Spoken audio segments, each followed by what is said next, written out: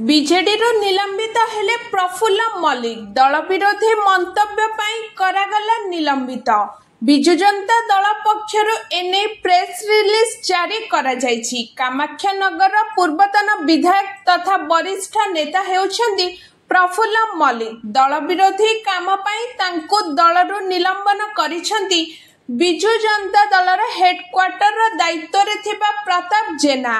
तांको गतकाली प्रफुल्ल मल्लिक बीजेडी विरुद्ध रे बड़ बयान रखिथिले आउ एहा परे तांको आज दलरु विदा करा जायछि। गुरुवार गणमाध्यम रे बड़ बयान देइथिले प्रफुल्ल मल्लिक।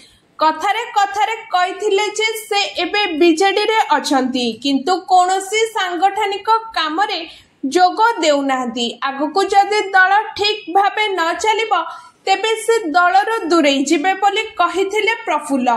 एहा से आहुरी मध्य कहिथिले जे विरोधी दल भाबे बीजेडी निजर दायित्व ठीक भाबे तुलाउ नाही। पूर्व विचारधारा रे बीजेडी आउ नाही बोली कहिथिले प्रफुल्ल मल्लिक। आउ एहा परे आज तांको दलरू निलंबन करा जायछि। Bureau report around Odisha live.